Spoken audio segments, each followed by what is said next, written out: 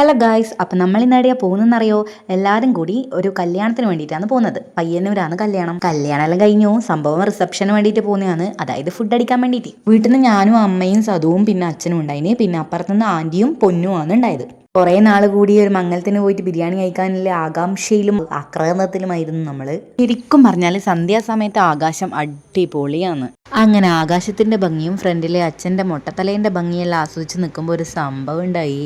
അമ്മ വീട്ടിന്റെ പുറത്തിടുന്ന സ്ലിപ്പർ വിട്ടിട്ടാണ് മംഗലത്തിന് വന്നതിന് ഗായ്സ്. ഞായറാഴ്ച ആയതുകൊണ്ട് തന്നെ ഒരു പീടിയും തുറക്കുകയും ചെയ്യില്ല. അങ്ങനെ നമ്മൾ പരതി പയ്യന്നൂരെത്താനാവുമ്പോൾ ഏതോ ഒരു സ്ഥലത്ത് ഒരു പീടിയ തുറന്നിട്ടുണ്ടായിരുന്നു. അങ്ങനെ നമ്മൾ ആടെ കയറി കൈമ കിട്ടി ഏതോ 2 ചെരുപ്പ് എടുത്തിട്ടിങ്ങ് വന്നു. പിന്നെ വിശന്ന് കുടല് കത്തി നിൽക്കുമ്പല്ലേ ചെരുപ്പ് വാങ്ങല്. അങ്ങനെ ചെരുപ്പെല്ലാം വാങ്ങിയിട്ട് നമ്മൾ വേഗം തന്നെ കല്യാണ വീട്ടിലേക്ക് പിന്നെയും പോയി.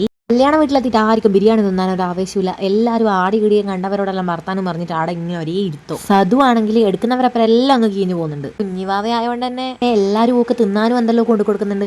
കൈമല് കേക്ക്, വായിൽ ഉണ്ണിയപ്പം, ഒന്നും പറയണ്ട. നമ്മളെ ഒന്നും ആർക്കും കണ്ടുപിടിക്കുന്നില്ലപ്പാ. ദിവസം വീട്ടിൽ നിന്ന് കാണുന്ന ഇവർക്കെല്ലാം നമ്മ ഇതിനു മാത്രം പറയാനില്ലേ. ബിരിയാണിന്റെ മണാണെങ്കിലും മൂക്കിലടിച്ചു കയറിച്ച് എനിക്ക് സമാധാനമില്ലേനു. ലാസ്റ്റ് ഞാൻ ഒറ്റക്ക് പോയി തിന്നു പറഞ്ഞേരം എല്ലാവരും എണീക്കാൻ തീരുമാനിച്ചു. അങ്ങനെ സദൂന ഉഷാനിന്റെ ഇടയ്ക്കാക്കിയിട്ട് നമ്മളെല്ലാവരും ബിരിയാണി തിന്നാൻ പോയി. ഉണ്ടാക്രാന്തം കൊണ്ടാണെന്നൊന്നും അറിയില്ല, കൈ കഴുകാൻ വേണ്ടിയിട്ട് ഓടിച്ചാടിപ്പോയ എനിക്ക് അവിടെ നേരിട്ടത് കടുത്ത അവഗണനയായിരുന്നു.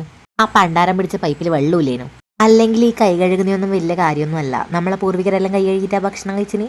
ആ ഒരു കാരണം കൊണ്ട് ഞാനും കൈ കഴുകാണ്ട് അങ്ങ് തിന്നാൻ തീരുമാനിച്ചു. അല്ലെങ്കിൽ കല്യാണത്തിന് പോയാൽ കൈ കഴുകാണ്ട് ഭക്ഷണം കഴിക്കുന്നത് ഒരു പ്രത്യേക ടേസ്റ്റാ. കാണാൻ പെൻസിലും കൊള്ളി പോലെയാണെങ്കിലും ഇവളെ തീറ്റി കണ്ടിട്ട് എന്റെ കണ്ണ് വരെ പുറത്തേക്ക് വന്നു. ഈ കാണുന്നതോള് രണ്ടാമത് വാങ്ങിയ ബിരിയാണിയാണ് ഗൈസ്. ഞാനെല്ലാം പച്ചവെള്ളം കുടിച്ചാലും തടിക്കും, എന്നാൽ ഇവളെല്ലാം തിന്നുന്നത് ഇത് എവിടെയാകുമ്പോ പോകുന്നു. കല്ലിന്റെ ക്ലിപ്പും വെച്ചിട്ട് ഓള് ചിക്കൻ കാല് കടിച്ചു വലിക്കുന്ന കണ്ടിട്ട് എനിക്ക് തന്നെ അതിശയിപ്പോയി. അങ്ങനെ ബിരിയാണി തിന്ന ക്ഷീണത്തിൽ ഇങ്ങനെ നിൽക്കുമ്പോൾ ഇതാ ഈ തുള്ളിപ്പോന്ന കുഞ്ഞിനെ കണ്ടാ. എന്റെ യൂട്യൂബ് ചരിത്രത്തിൽ ആദ്യമായി ഞാൻ എൻ്റെ ഒരു സബ്സ്ക്രൈബറിനെ കണ്ടുമുട്ടി ഗൈസ്. നിങ്ങൾ വിചാരിക്കും ഞാൻ തല്ലി പറയിപ്പിച്ചെന്ന്. അല്ല, ശരിക്കും ആ കുഞ്ഞ് എൻ്റെ ഫാനാ. അങ്ങനെ വിശ്വസിക്കാനാണ് എനിക്കിഷ്ടം. അങ്ങനെ വീണ് കിട്ടിയ എൻ്റെ സബ്സ്ക്രൈബറിനോട് കുറച്ചു നേരം വർത്താനെല്ലാം പറഞ്ഞിട്ട് നമ്മൾ തിരിച്ചു വന്നു.